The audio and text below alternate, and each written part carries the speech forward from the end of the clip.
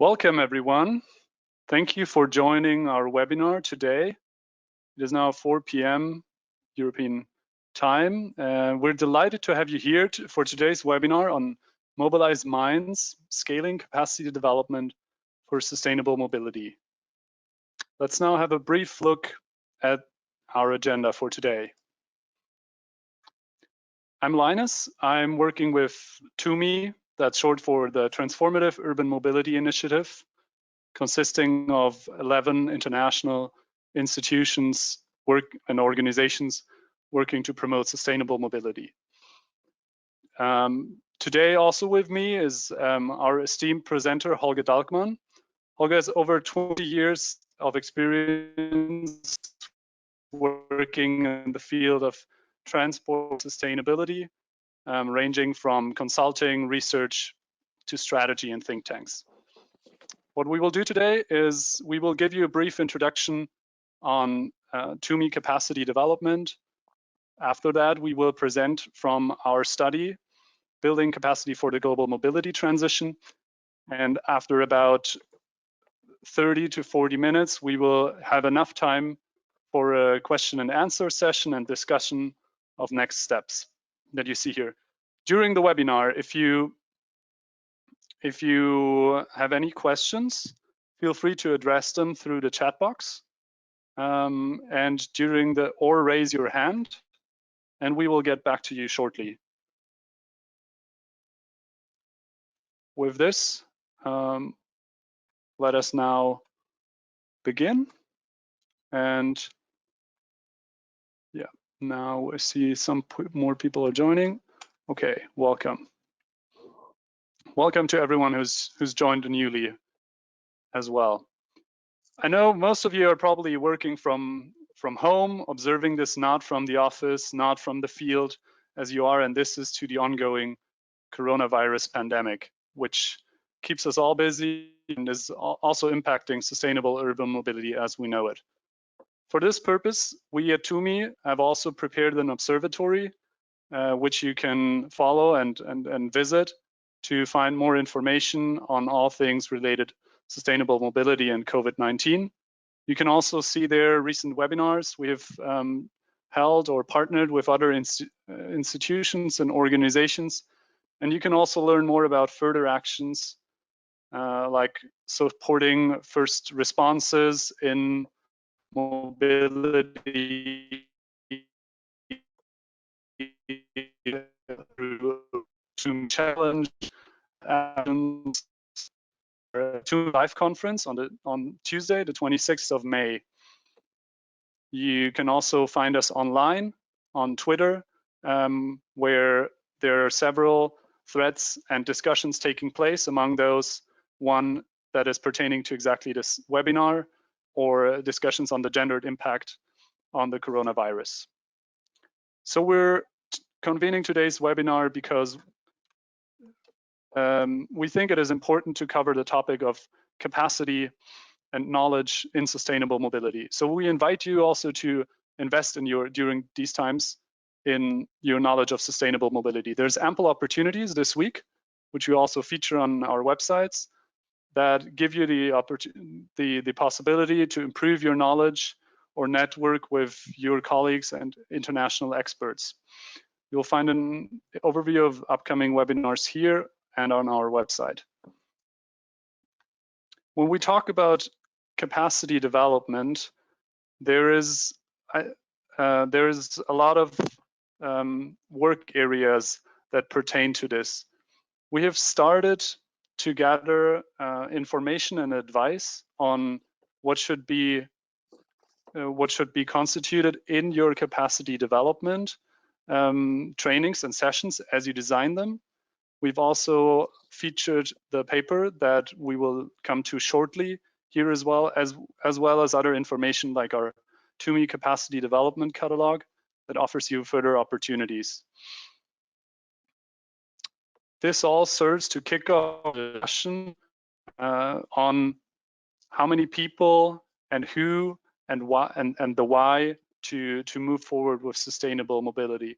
You see here further publications also available on the TUMI website, and these feature among others, publications from our partners, from the TUMI partners, but also short blog articles and material that you can use in your line of work.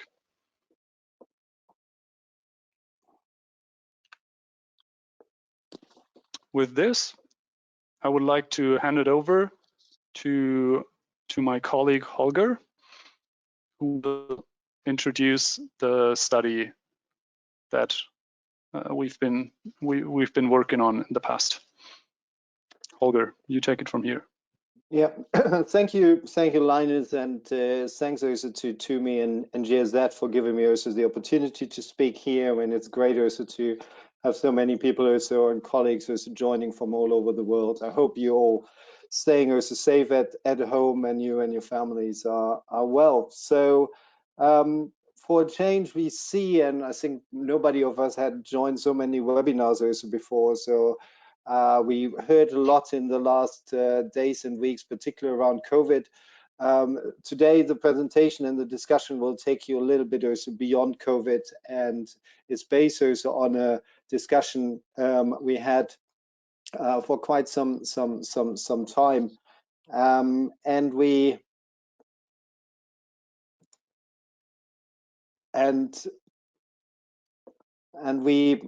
so today I'd like to talk particularly around the issue of capacity development, capacity building, and the inspiration also for this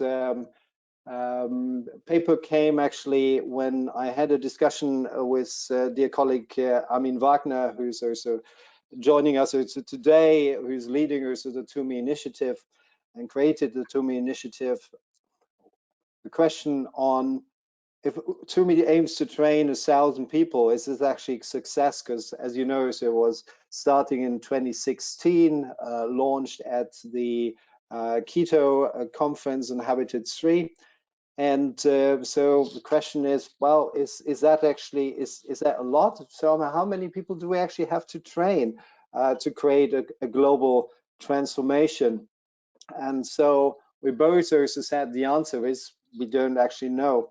So we started also to first look into some anecdotal evidence. Are we actually having a capacity gap? Are we having any challenge on the ground? We obviously, lots of institutions are doing capacity building for quite some time, but haven't really also even themselves there's an ideal understanding how many people also do we need.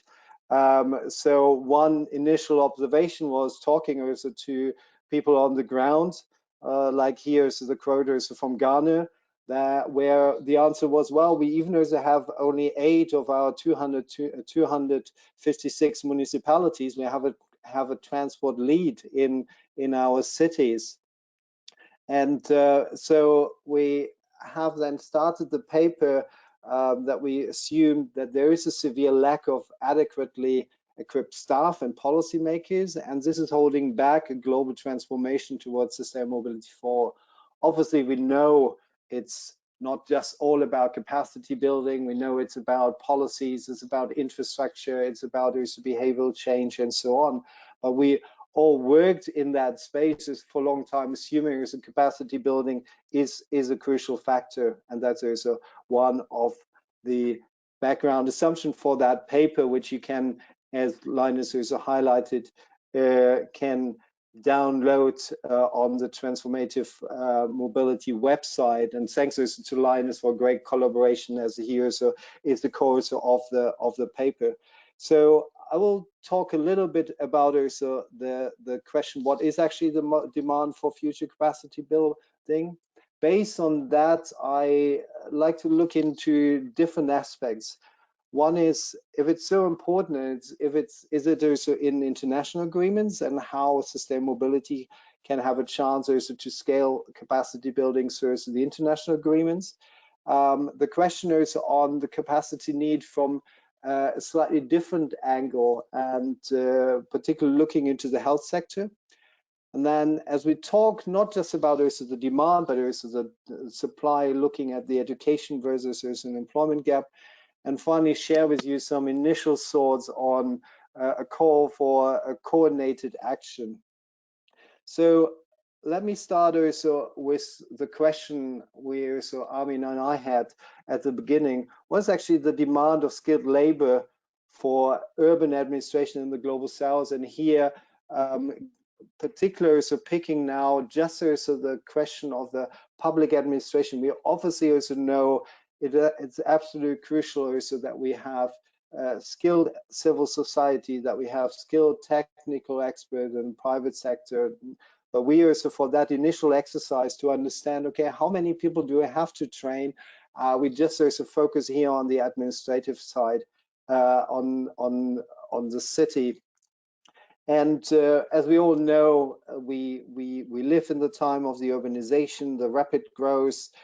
This is all nothing new. So therefore, we will not just about also have to manage also the future urban mobility needs and the urban form, but also handling also the capacity needs. And I'm not sure so if we have spent enough time to sort that through what that actually means.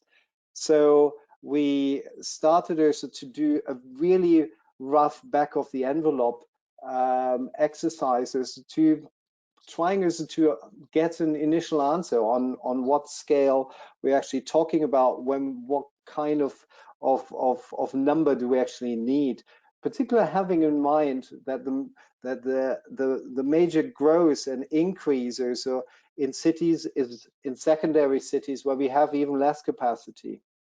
So here we are, and that's again also you can question also the whole number crunching here, and you should, because the idea is more about also getting an initial idea. So the assumption here was that we say, well, if we take the 8 fastest growing countries in the world and taking here the 20 largest cities and make the assumption that under a million we might need 100 skilled labor force, and for above a million, 250. We end up with 25,000 staff for these 20 cities in those 8 countries.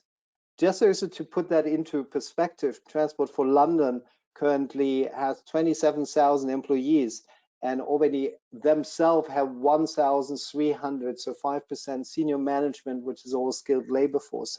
So the assumption here is in that comparison very low, 250 for cities above a million versus cities like London who already have 1,300. So again, also this is just also to make a very conservative assumption. If we also see then also the increase in those countries in terms of the population and the need also to increase that, we end up with about 33,000, and that's about 10% of the population in the global south.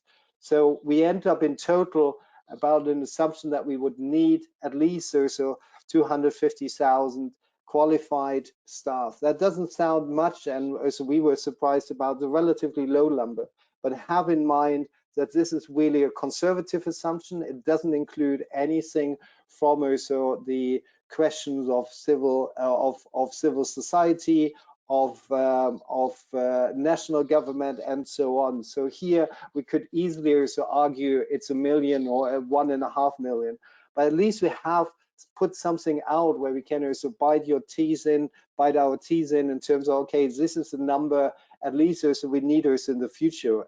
And one of the suggestions is, in fact, let's also far more look into the details. The second element, we looked into reaching out also via the GIZ offices also to some country projects in terms of a survey. What is actually happening on the ground? Do you know also your current administrative numbers?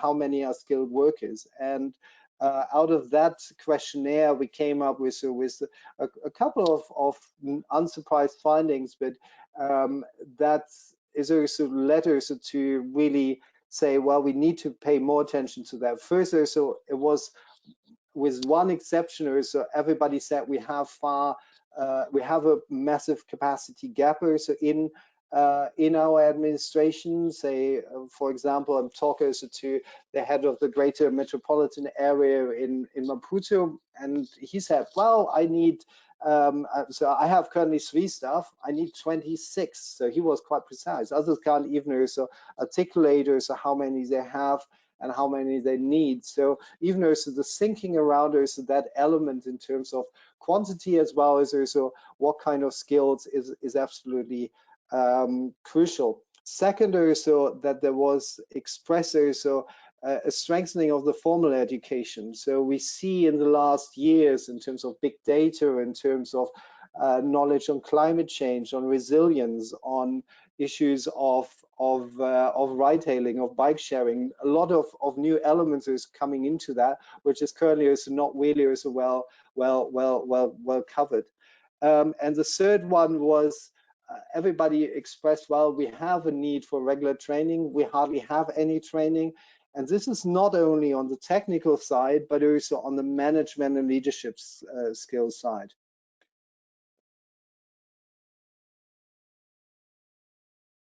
And so out of this, we identified, out of these 2 elements, we identified as the 2, 4 key gaps. One, the capacity and staff gap. So how many people are needed for an urban mobility transformation? The second is the training gap. How many people have to be trained who already are working in the sector? Third, the education gap. So how many people have to be educated, have to graduate annually to work on sustainable urban mobility in the future? And finally, the sustainability in education gap. So what I mentioned also at the end, how many people are currently educated with the latest knowledge on sustainable mobility? So this paper should contribute also to even also to articulate these issues far better, and also that we can all work together on that. Out of these 2 exercises, we came up also with 3 initial next steps. One is, this is, as we said, also a very, very rough calculation. And I would argue it's actually, there's a need also for far better understanding also for the future planning. So secondly, how we can also create a methodology for a capacity development needs assessment for the transport sectors. Other sectors actually have that. So how we also can create also tools which is helping us also all together and the administration on the ground also to identify what do I actually need also to improve. And finally, I talked so far a lot about the demand side, but not so much about the supply side. So what is actually the current status of educational programs, particularly on universities? So what is the current content and what are the new programs, and how we align that with the principles? So again, anecdotal evidence is that you still also have, particularly also in the engineering science, a lot of work curricula, so which is based on a very car-based infrastructure. So here, these are our key initial elements also to work on. So moving now also to the next element. If this is so important, then we see that in the international agreements on climate change, on sustainable development goals, on the new urban agenda, all have key references to capacity building, saying capacity building is one of the major elements to really enable that change. So this is the good news.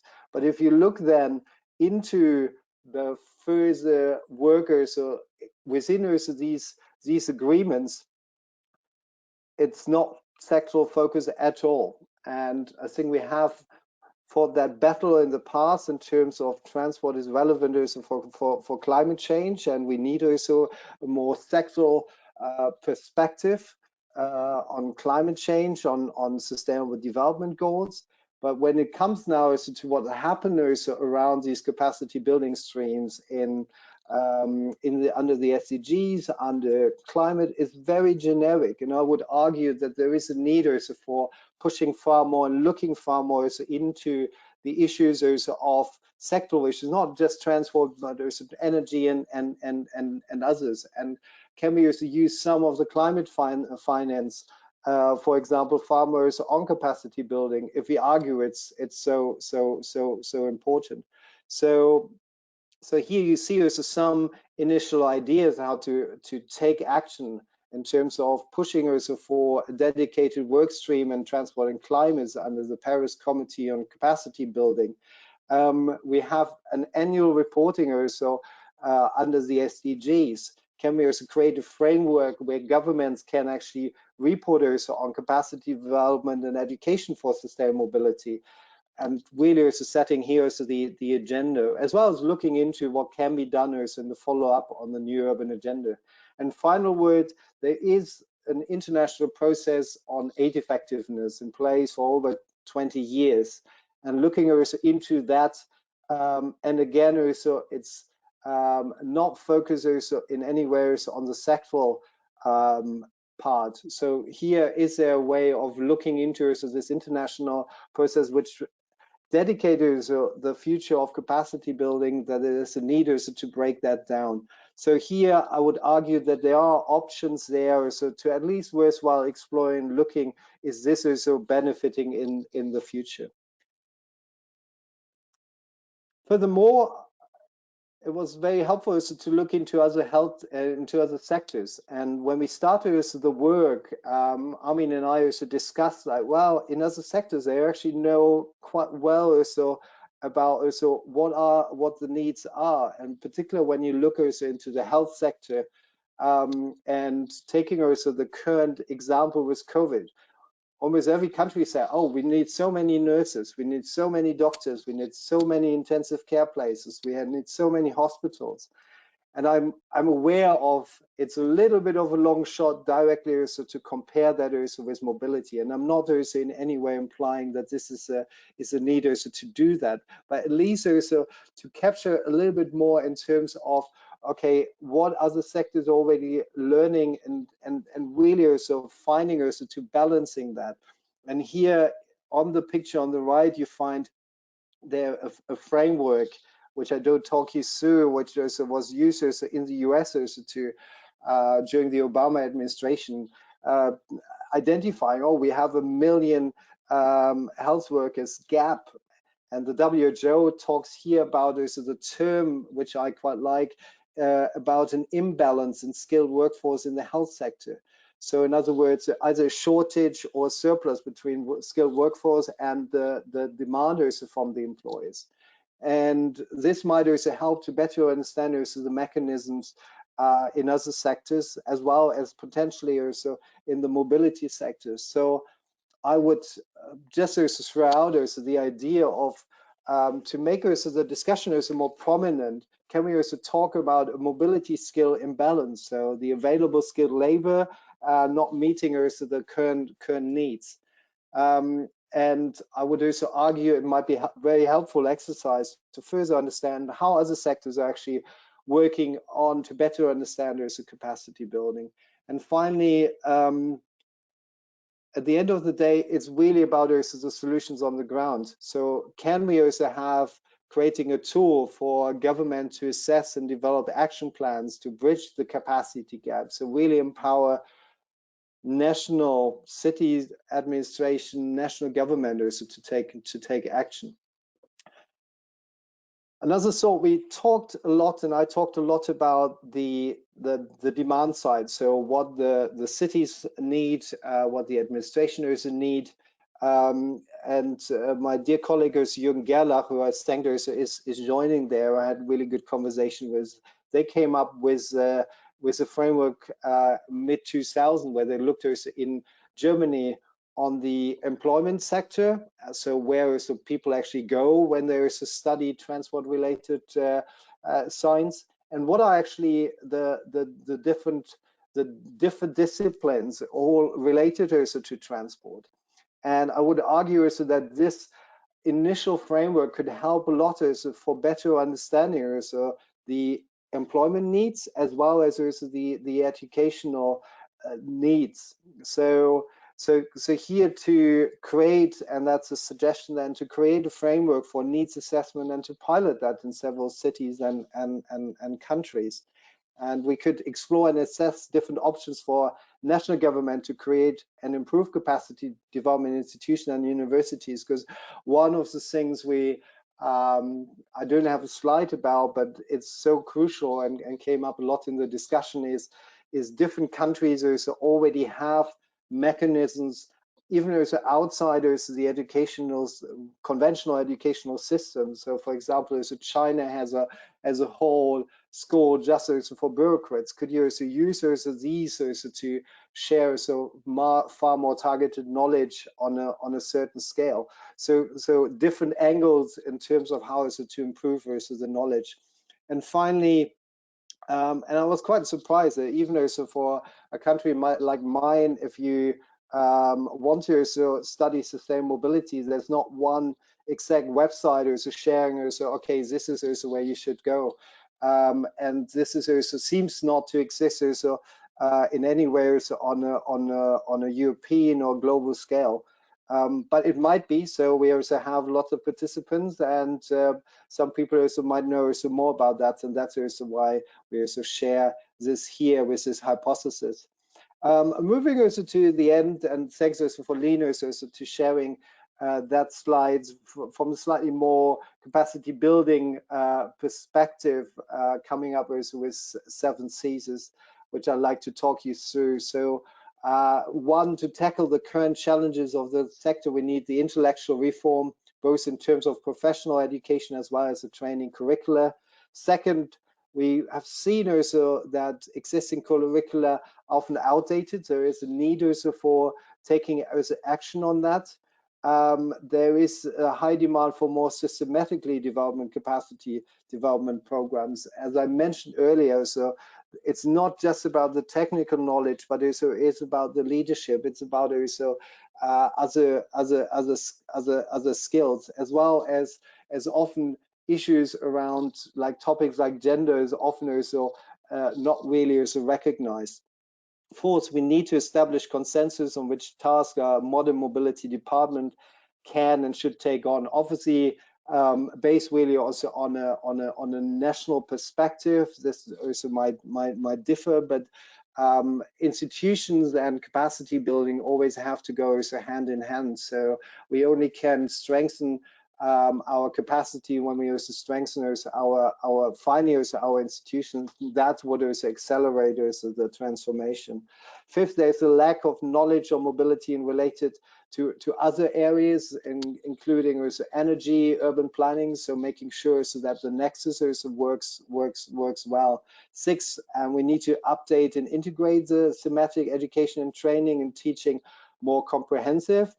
And I would add here, I think it's and we have just learned how vital it is to provide the right e-learning courses, to provide the right resources, but having in mind at the same time is how people also can handle these when they also have limited access. Something as we've seen currently also during the crisis. And finally, also we equipping training more in terms of really also building better standards and norms.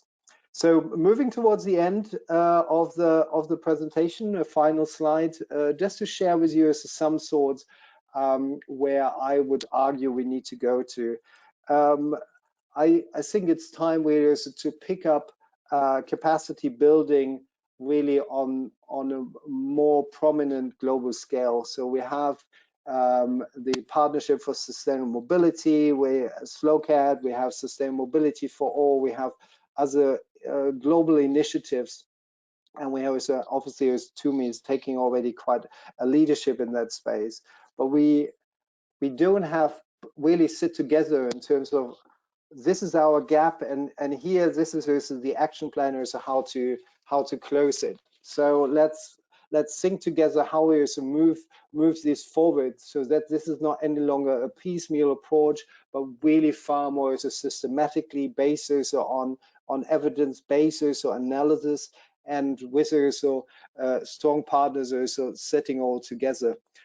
Second, I think this back of the envelope, and feel free to criticize us as the numbers because they are definitely wrong.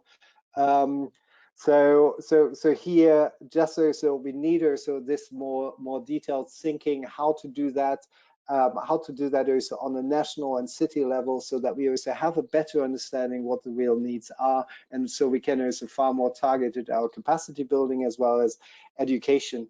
But at the same time, as I mentioned, without also to improve also the institutional setup also in countries, and also the question of finance, and there are discussions like also with the multilateral development banks, can also take a very small portion of their loans to the countries also to dedicate particularly also to capacity building and education to improve also that knowledge, going beyond the conventional capacity building finance, which is available also for specific projects, but really also empower the administration, but also other players like civil society.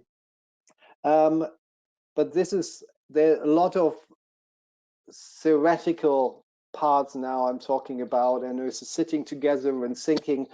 Obviously, we should not stop anything, and we should also further increase also what we currently also doing, but trying also to a little bit more further align also what is actually really also the need, coming up with quick wins, what actually really also helps us is in the long term, and being creative, trying also to roll out actions and experimental spaces, particularly with the local context, because that's also where we also need also the actions. So with that, again, thanks for GZ who allowed me also to spend a little bit of my independent time also to work also on that piece, and thanks also for all of you also to join, and feel free also to download also the paper and get in touch with me or Linus. And with that, also looking forward also to your questions and comments, and going back to Linus.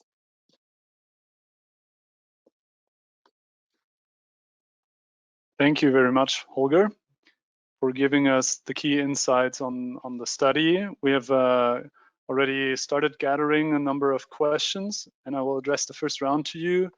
But in the meantime, please feel free to ask your specific questions on the study, as well as note any further questions and comments by typing them in the chat box.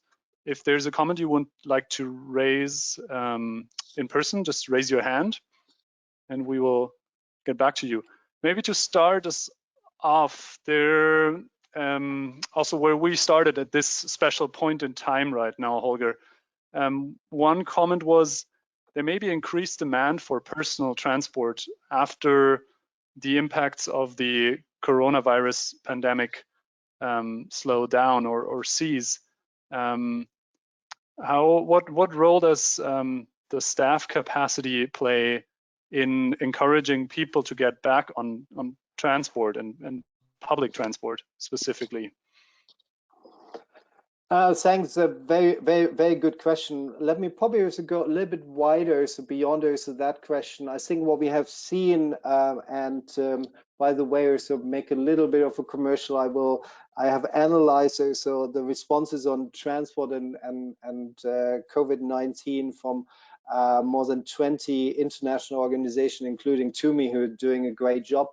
And one observation is, so we have quite a lot of information immediately also there so on global north in terms of cities, what cities are actually doing, guidelines targeted also to public transport operators, a lot of also policies around, so a lot of information collection guidance on the global north. When it comes also then also to what actually is Africa also doing exactly, where is the issues, you see immediately, yes, there is some information there, but often also not targeted around also the challenges around also how we handle also power transit and so on. So so here it already shows that the knowledge, even also in COVID times, are more limited, also where there's less capacity. So that's already also showcasing us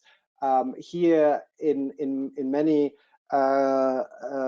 countries where you have also more finances around also capacity, also you have more staff, in fact, also to manage also the crisis. So that also shows in terms of the need also for capacity. To your directly also to your question, I think there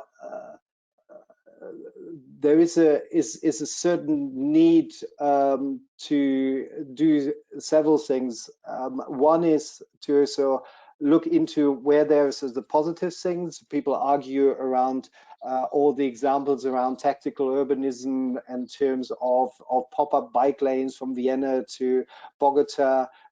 Really also make use of that. So encourage those cities to take actions for more alternatives mobility opportunities. Second, also make a big campaigns around also security and safety. How can I use also that also really also improve the services? And finally, and we have seen, in fact, there's numbers from Shanghai give me a little bit hope in the past. So during the SARS crisis, also in China, so the metro use and public transport in China went down rapidly and got almost also to the same level immediately. So, but what my concern is, and this is not the topic here at the moment, is also the question is on a green stimulus packages. So seeing also what are actually the investments also in the right way that this is actually green and inclusive. And that should probably also coming back also to our topic here, including also providing also more support also for capacity building. There's a number of questions regarding exactly that institutional support for capacity building that we will get to in a minute. First, two questions. One from our GIZ colleague Helle Dertz, who asked whether we considered any vulnerable groups like persons with disabilities in mobility concerns in the study and the consequent discussions. And then second, from OP Agarwal from WRI India, who congratulates on the report and asks if we have looked at more granular analysis of supply and demand, especially concerning the variety of skills needed and available. So maybe you want to go first. I can add. Yep. Oh yeah, sure.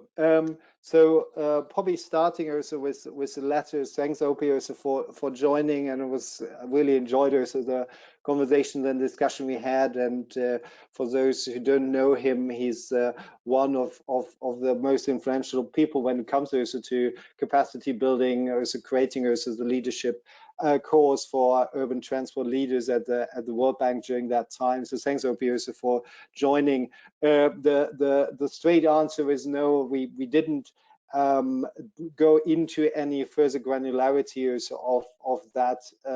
It was really the aim of the paper is really to start the discussion, and I'm eager to learn from all of you in terms of, do you see really in your country as a need for getting us closer and finer into that subject? Because one of the things that I was actually surprised that there is nothing like that is on a really detailed, granular level, is on country level. So it would be actually good also to learn more what you think. To the first question, thanks also for that. Again, there are, as I mentioned also very briefly, the importance also of a wider, more systematic knowledge around sustainable mobility, and under that I would also understand issues also of people with disabilities, questioners of many other vulnerable groups.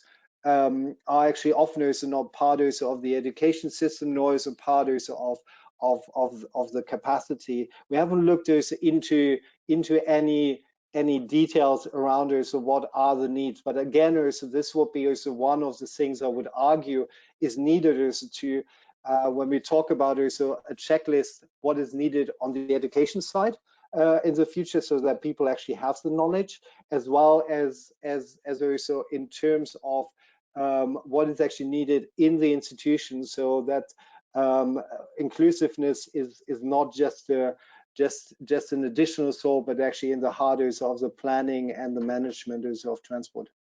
Linus? Nothing to add at this point.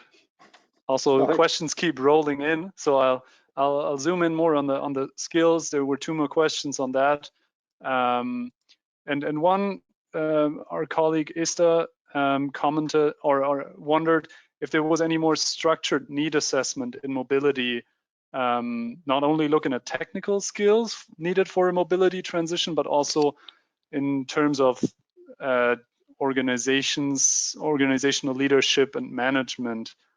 Can you, I know you've already elaborated on a few examples. Are there other good examples where organizations have started to address capacity development sufficiently in their context? So first of all, again, so this is more generic as a study rather than also getting too much into details. The mini survey also did, and actually several GIZ offices also joined. So thanks also them highlighted also the need also for more. The need also for not just looking into the technical issues, as I mentioned, but also looking also into leadership, into also into management. What I think is already a good practice, what I like, is actually what TUMI also brings together. So TUMI had the first time also catalog of all the different options and opportunities also for capacity building, allowing, at least from an international level, also to provide also a broad variety also of guidance. And Linus, you might correct me if I'm wrong, but I understand that this also includes particularly some more soft skills rather than the hard technical skills. Sure, and that is something like we've also recently come around to. I mean, to thinking about more. It is certainly important to see where university and other professional development curricula are tailored towards sustainable mobility and more modern car and road centered forms of transport education. But it's also important to keep in mind the human aspect of it and the soft skills aspect, and see where there's leadership for that, and where people maybe tend to learn in new environments. So another round of questions that came here concerns the linking institutional development and capacity building. So Corny, who is also online from very early on, asked what the balance should be between focusing on building institutions and training 250,000 people. Then we also have Jürgen Gerlach asking what the role of the ministries should be here, for example, in funding professorships or other educational staff.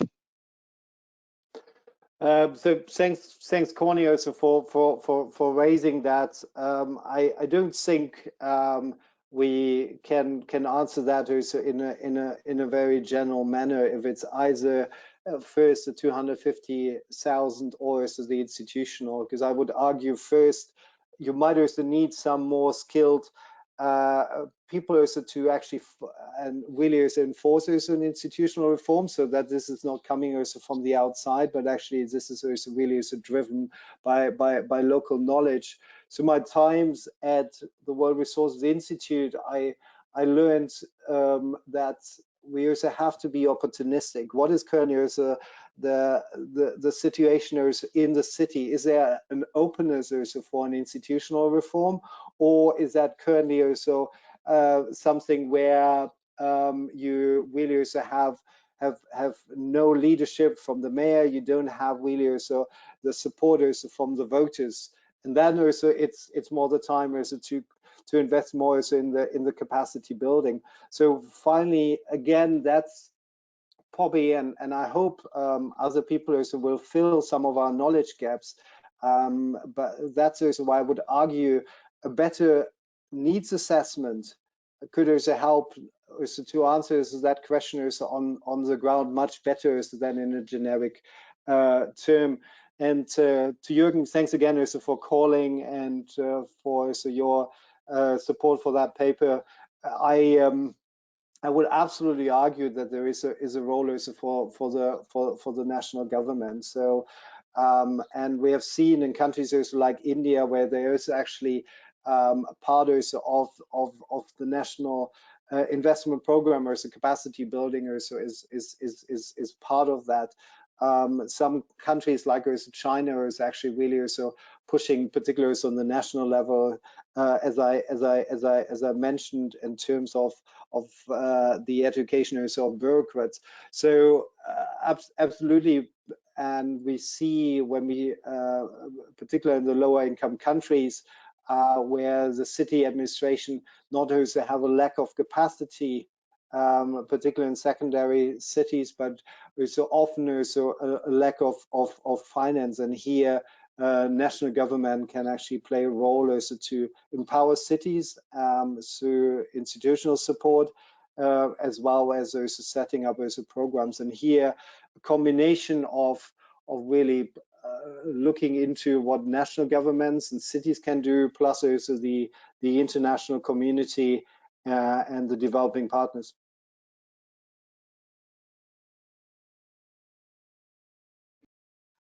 With maybe two of the questions here in the round as well, and then we, since we also mentioned a few times we don't have final answers, we open up the discussion.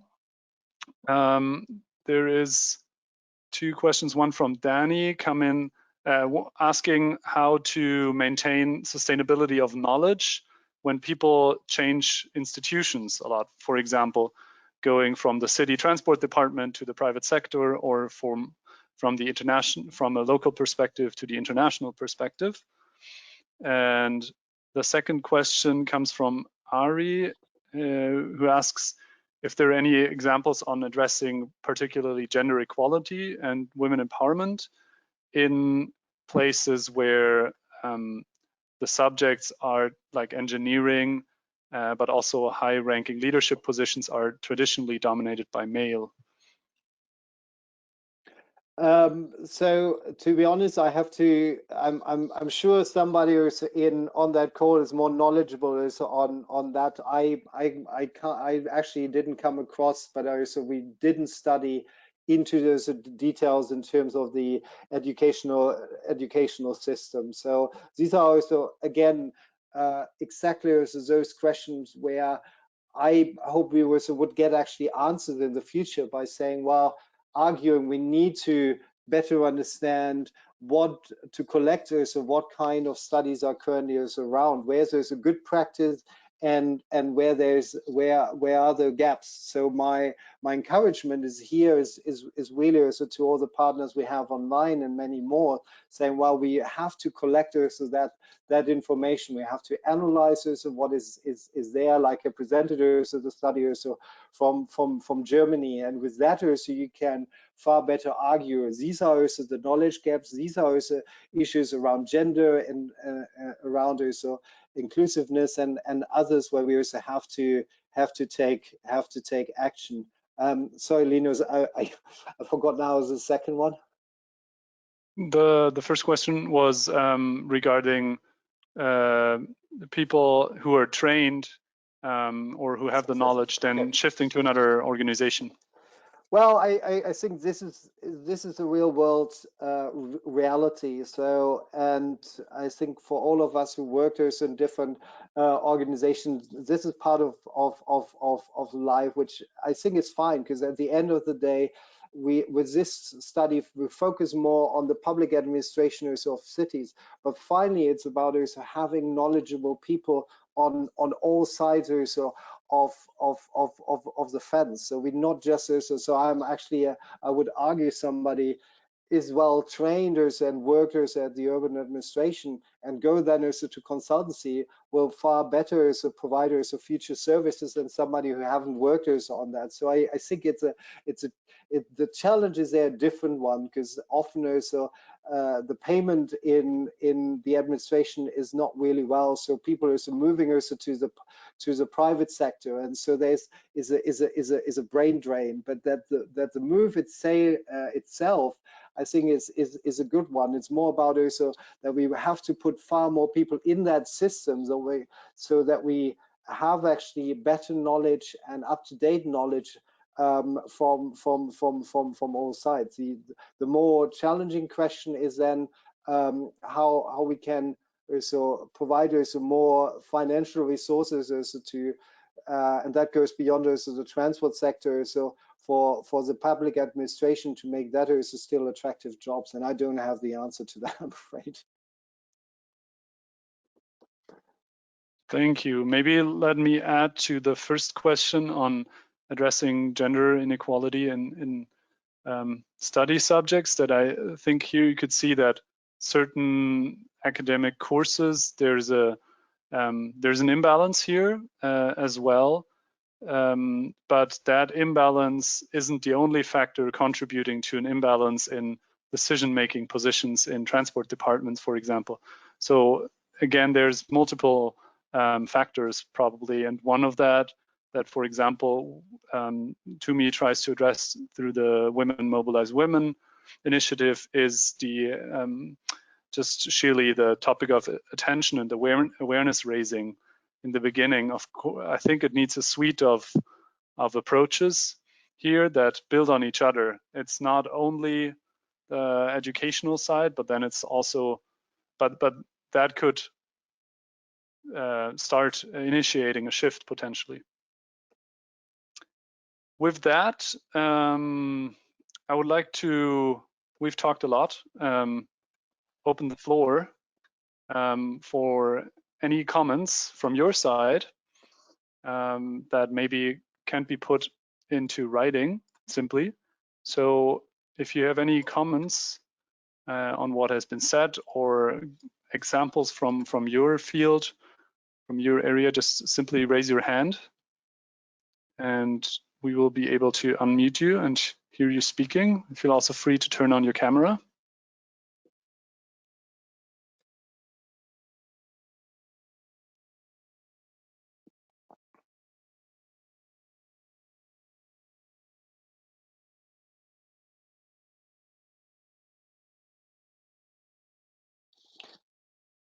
While we're waiting for any contribution there, so I saw another question which said also like to ask about how necessary is a PhD degree in the context of sustainable mobility needs currently. I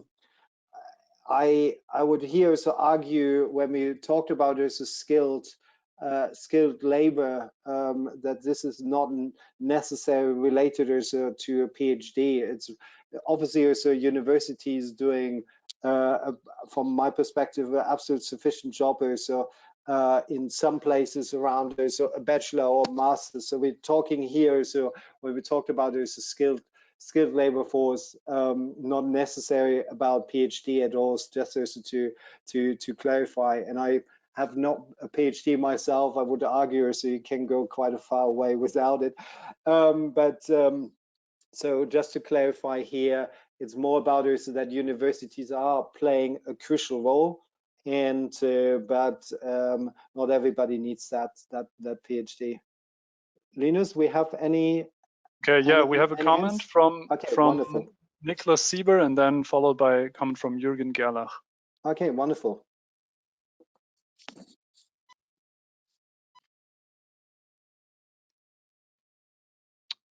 So, Niklas. Okay, sorry, can you hear me? We can, yeah. Okay. I wanted to say I have been conducting a course on sustainable urban mobility on behalf of UNITA, the UN training organization. It was actually financed by GIZ. So unfortunately, this course, which I did for 8 years, it was interrupted. And I think, I don't know what was the actually the background, but I think it's a good idea to continue this type of this is a longer course where you sort of have to fill in some read some material and fill in some exams and you have to do in writing, then to write a small thesis. But this worked very well, and this had the advantage that people were sensitized about sustainable mobility, and they could do it right on their job, and they could do it also as an additional study to their university degree.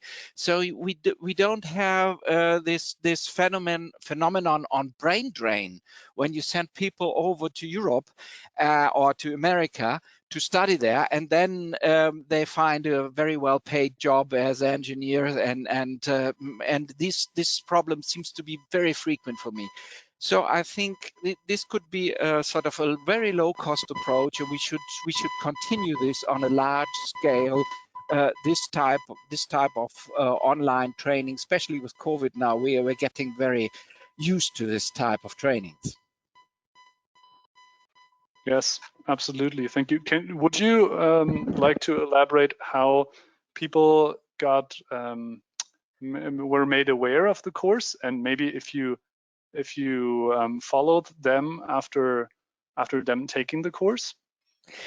Yeah, sort of. There was an advertisement made by UNITA, and they have a course program, and one of these course programs was sustainable mobility. So usually it was something like 10 to maximum 30 persons participating in the course, and there was advertisement by UNITA worldwide, and they had to pay a sort of a fee, which was I don't remember, but it was something which was affordable, but it was not cheap, and this had the advantage that people were not jumping off so fast from the course, because you made some kind of commitment. You want to join, and you're not quitting very fast. And so the second part of the question was, did I follow up? Yes, some of the people I followed up, and I found out some of the students where they ended up, and many went later on. I have to say, some of them went later on. The best, actually, to say, they went on to international organizations, Asian Development Bank and World Bank, and so forth. Anyway, but I think there were a lot of people who remained or in their countries, and there was also a large difference of knowledge levels. Some of them they were not able to reflect, or they were just having basic ideas about transport, and others were very elaborated and already had a good knowledge, and just wanted to top this up with the sustainable urban mobility issue.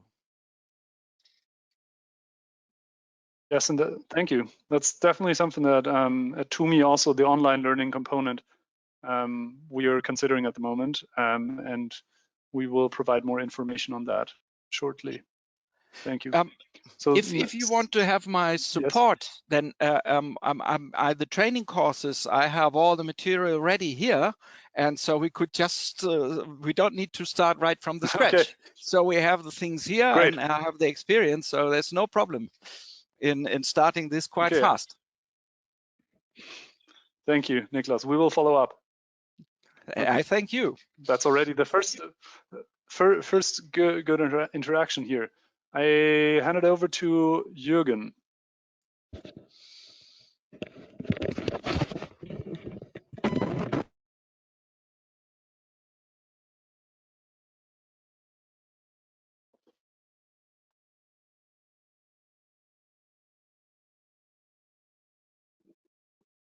I'm afraid we can't hear you yet. Might have to unmute yourself. Classic sentence in these days.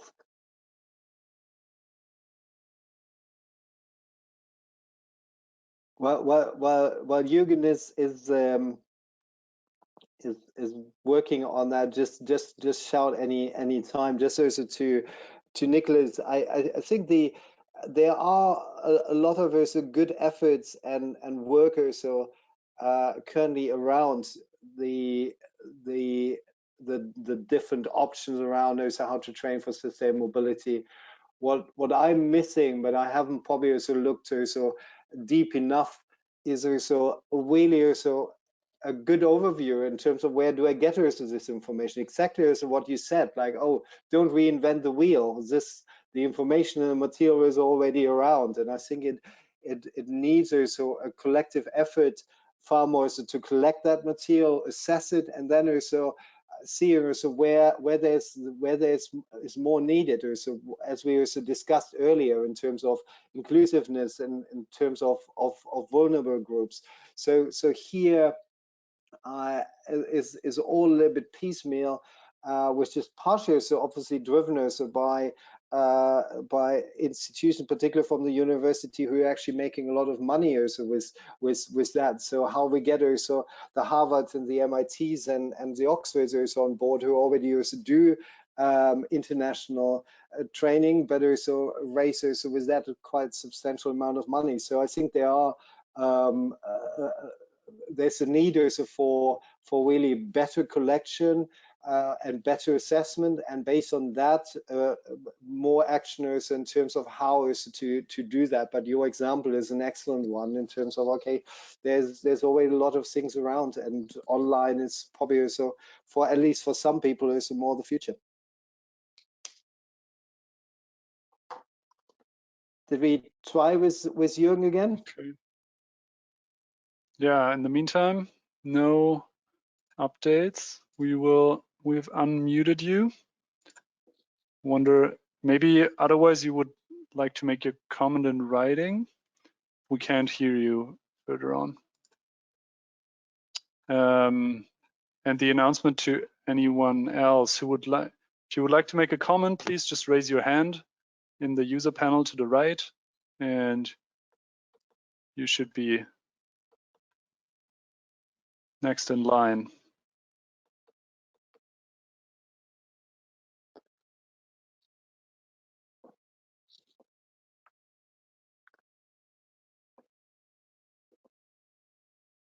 Okay, he reports technical problems, unfortunately. Is there other comments?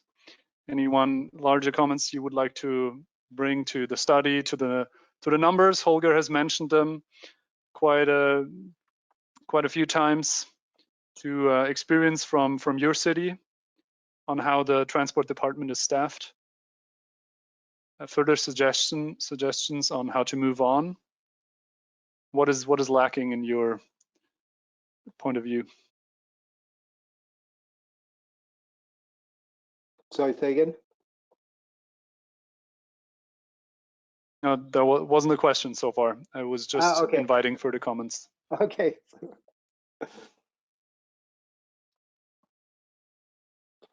Well, while we're waiting for any further comments, and I should not stretch it too far, thanking already also everybody also who joined in from all over the world. You see also the different email addresses. So any further thoughts on the paper, as well as your experience, we would be more than happy also to get those, because for us this is obviously TUMI is in the hardest of the work with capacity building, but we also like to think further how also to create this global roadmap, how we also create also good practice, and also to collect that. And I'm sure we, in particular GSZ, will be more than delighted also to learn more and bring that also into a form. So we will happy also to collect also more comments afterwards and bring that also in one form or another so to all the participants back. If there are no further questions, Linus, I think we might close it. There was one comment by Jürgen in writing Okay. that pointed to basically how road safety audits are developed, and there's certified courses for auditors all around the world. So this aspect of standardization could be something to learn from, and as well as courses that exist in Germany, for example, now for sustainable mobility managers. So exactly as Holger mentioned, we TUMI, we're looking at how this knowledge can be further shared and streamlined, and we don't want to reinvent the wheel. We want to spread more quickly and scale up what can be learned from good examples worldwide, and we will certainly put these into practice. We're happy and inviting everyone else to partner on this enterprise.